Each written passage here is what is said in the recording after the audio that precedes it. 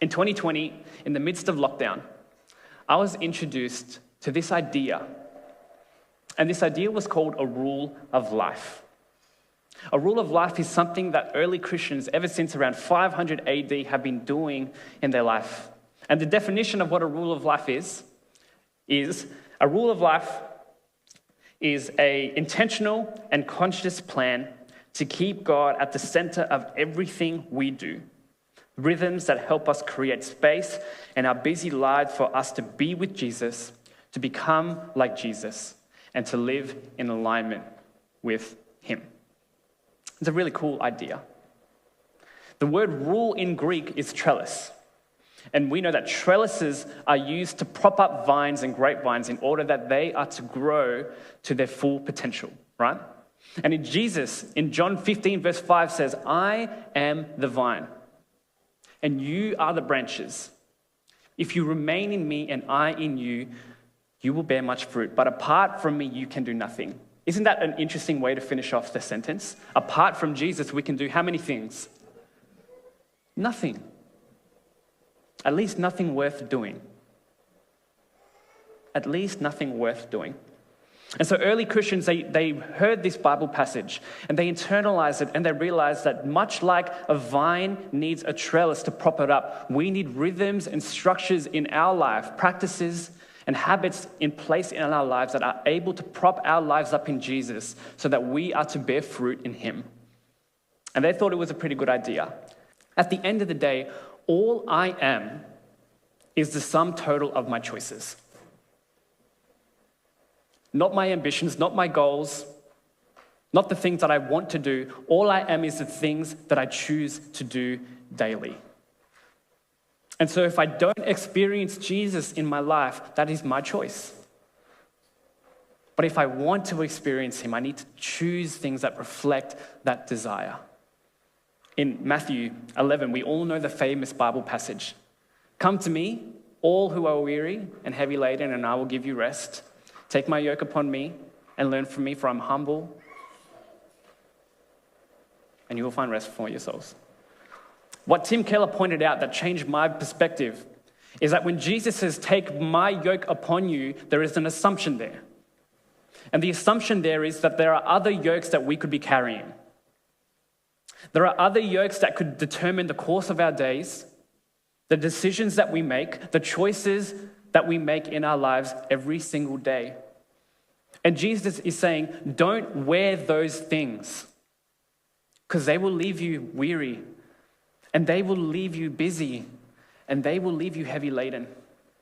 But take my yoke upon you. That means following Jesus, especially in this culture of busyness and constant motion and instant gratification, means taking time to live a life that is countercultural to the world. And so, to start 2023 and to end my sermon, I want to do something a little bit different with you all today. I want to give each and every single one of you an opportunity to at least start crafting a rule of life for yourself. Now, disclaimer, I know that not all of you are going to vibe with it, and that is fine. I thought that it was a waste of time and it took me a year to do it. But I'm here advocating for you that if you want to change your life, it requires us making choices that reflected that desire. And so, up on the screen, I have a picture, I have a visual, and I have 5 potential areas of your life. 5 areas: your relationship with God, your work or your school, whether if you're a child still, the relationships you have with all the different people in your life, church, and your personal life and health. And under each different category of your life, I've given different areas or different examples of categories that could be relatable to those, could be relatable to you. You could add some, you could take some away, that's fine. What I want us to do now is take some time, 10 minutes, just to think about some practical commitments that you want to make in these areas of your life. You don't have to fill out everything. You don't have to fill out everything because there's a lot up there, but just the things that you see that you're like, man, I realize that my marriage is kind of falling apart and I need Jesus. I realize that I'm so unsatisfied with my job and I need Jesus to help me. I feel like I don't know Jesus for myself, so I need Jesus to help me. And so if you have your phones out, I encourage you to whip out your notes, to write the things that are relevant to you. But if you would like a physical piece of paper and a pen, Mon's got a basket down there at the front, so chuck up your hands and feel free, and she'll come up and give you a physical piece of paper and a pen. But I have 5 simple steps.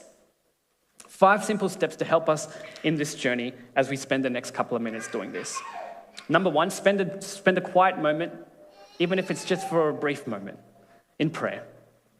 And ask God to show you, and as you consider these 5 different areas of your life and the categories within them. The second thing I want you to do is ask yourself the question, as you're looking at these categories, how do I invite Jesus into this? How do I revolve this area of my life around Jesus? And then write down some practical commitments that you want to do. Some real practical stuff, not some goals or aspirations, some real practical stuff. Step 3, find someone in this room or on your contact list to help hold you accountable to the things that you commit to Jesus. And step number 4, spend a few weeks trying it out. If it's working for you, great. If it's not working for you, great. And it's great because it means that you know one less thing that you need to try. And keep trying something new. And step number 5 is simple. Commit to it for an extended period of time and take time for regular reflection. But really, I encourage you, church. We are the sum total of our choices. And if we want to know Jesus, let's make some choices that reflect that desire. Be blessed.